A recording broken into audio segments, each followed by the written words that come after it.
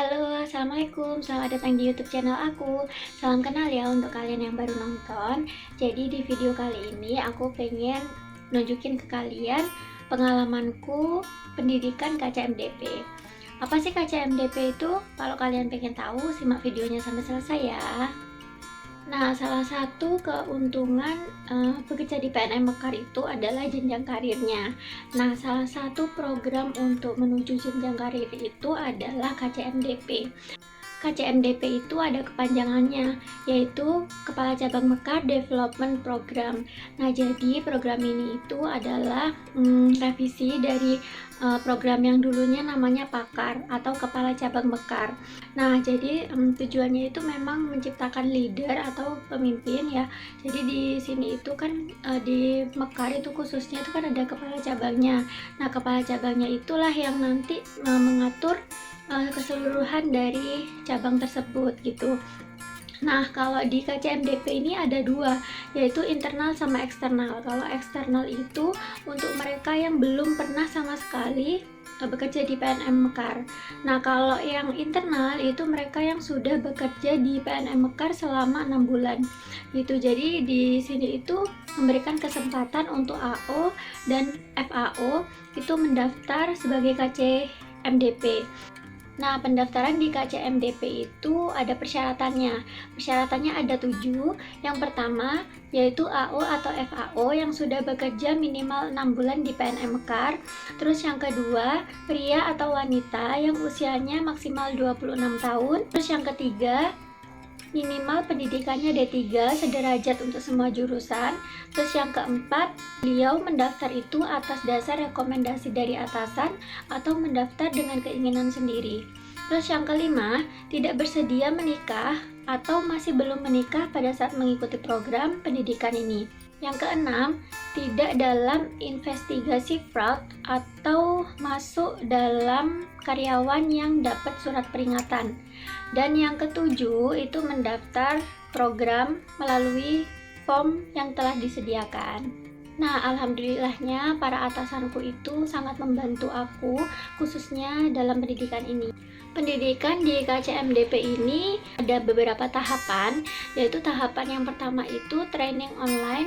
Nah, di training online ini nanti diberitahu semua teori atau informasi mengenai PNM Mekar gitu. Jadi sebelum menjadi kepala cabang itu harus mengetahui keseluruhan tentang perusahaan, tentang strategi-strategi dan lain sebagainya. Nah, aku kan sudah mengikuti training online-nya. Nah, itu training online-nya keren banget. Pematerinya juga bagus-bagus banget. Waktu training online itu kita dapat motivasi, kita dapat ilmu juga, kita juga dapat pengalaman, banyak banget yang kita dapat waktu training online itu. Nah, training online-nya ini selama 1 minggu. Setelah 1 minggu baru kita menjalankan pendidikannya itu selama 5 bulan. Nah, 1 bulannya itu kita tukeran. Kalau misalkan dulu kita jadi AO, maka di pendidikan 1 bulannya ini kita jadi FAO. Sebaliknya, kalau misalkan kita dulunya sebagai FAO, nanti waktu pendidikan KCMDP ini kita sebagai AO gitu 1 bulannya. Nah, terus 2 bulannya itu jadi SAO atau Senior Account Officer. Terus setelah itu, setelah lolos jadi SAO, baru nanti jadi KC. Nah, KC-nya ini jadi KC definitif. Nah, ini yang menentukan kita lolos atau enggak gitu. Jadi selama 5 bulan, ini 1 bulannya tukeran. Terus yang 2 bulannya itu jadi SAO, dan yang 2 bulannya ini jadi KC definitif. Nah, waktu kita jadi KC definitif inilah yang menentukan kita akan lolos atau enggak jadi KCMDP. Kalau misalkan kita lolos, insya Allah nanti tanda tangan kontrak jadi KC. Nah, timeline KCMDP di tahun pertama ini yaitu aku training online kemarin itu tanggal 1 sampai 5 Maret 2021. Terus karena kebetulan aku dulunya sebagai AO, itu aku training pendidikan pertamanya itu sebagai FAO selama 1 bulan, yaitu tanggal 8 Maret sampai tanggal 30 Maret 2021.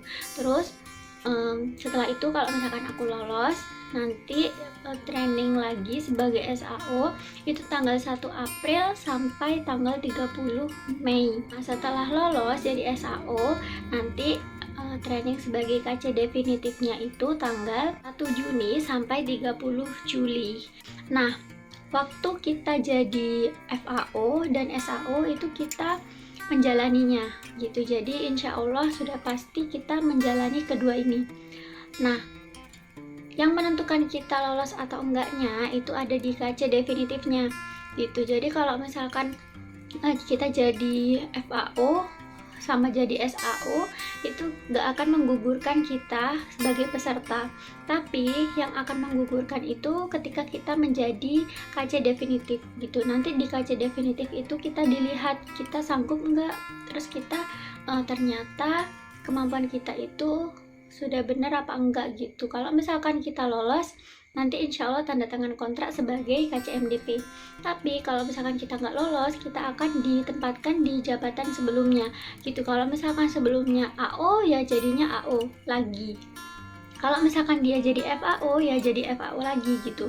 Tapi kemungkinan nggak ditempatkan di cabang yang sama seperti itu. Jadi kemungkinan akan dipindah di cabang yang lain.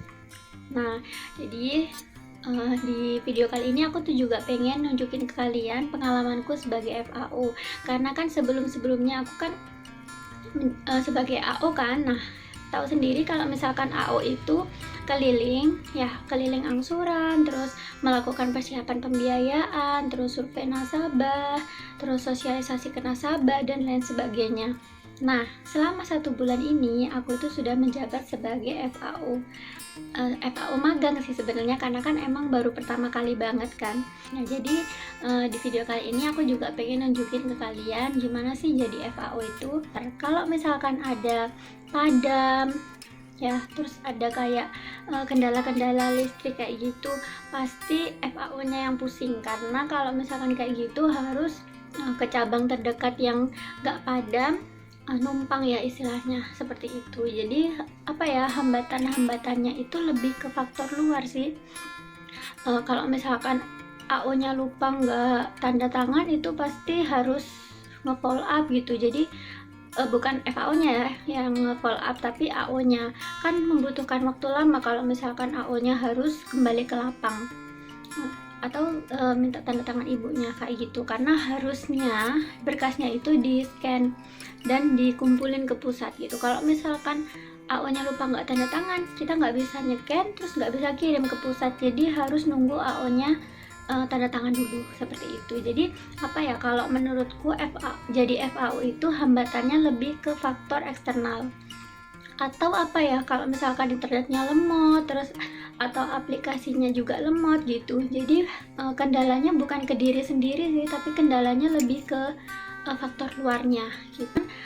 Kerjanya FAO itu biasanya itu lebih padat setelah AO-nya udah setor gitu. Jadi kalau misalkan sebelum setor itu kita masih nyantai-nyantainya apa, jadi masih bisa mengerjakan sesuatu yang lain, kayak ngebantek, terus kayak buat memo ludin atau pelunasan dini dan lain sebagainya gitu. Jadi lebih nyantai daripada kalau misalkan AO-nya sudah datang setor.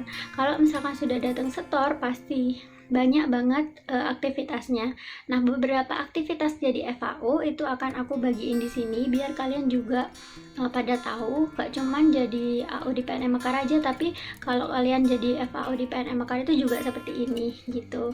Nah, kalau kalian pengen ikut sebagai KCMDP, nah kalian bisa lihat informasi lowongan kerjanya itu di website PNM. Nah, kalau kalian pengen tahu kegiatanku selama menjadi FAO KCMDP, simak videonya terus ya. Kegiatan pertamaku di pagi hari yaitu menulis kode LPM. Jadi setiap kelompok itu sudah punya kodenya masing-masing.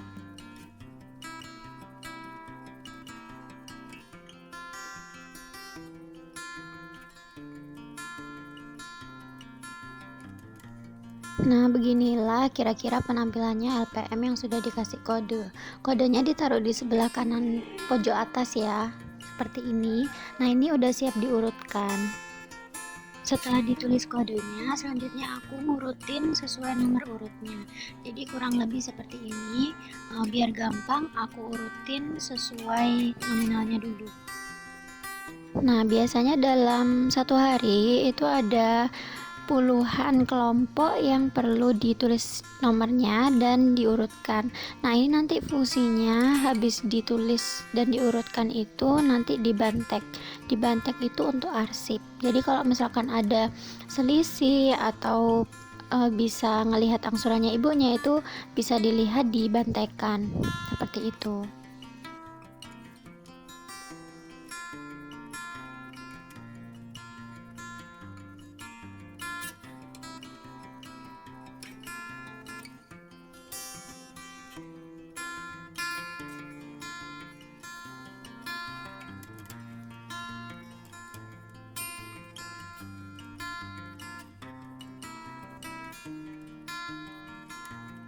Nah, setelah itu ngeplong LPM-nya dulu, terus langsung dimasukin sesuai kode di bantekan. Jadi kira-kira seperti inilah. Nah, setiap bantekan itu udah ada kodenya masing-masing dan nama kelompok. Jadi tinggal dimasuk-masukin aja sesuai dengan kode yang sudah tertulis di LPM-nya.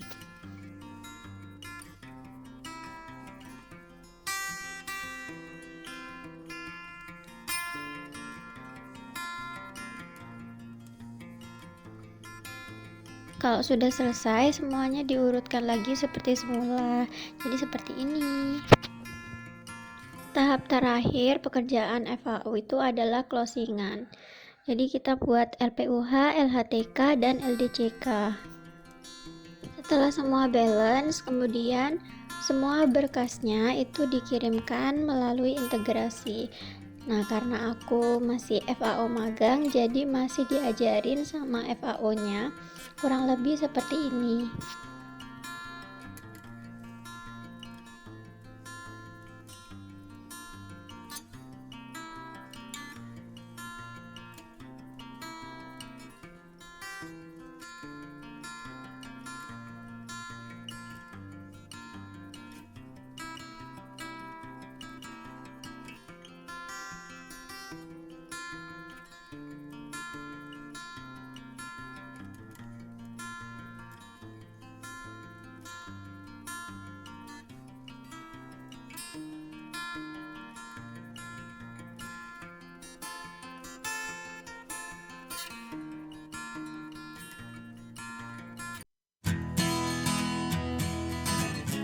Nah, kalau sudah kirim, selesailah closingan kita.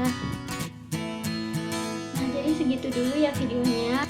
Sampai ketemu di video selanjutnya. Assalamualaikum.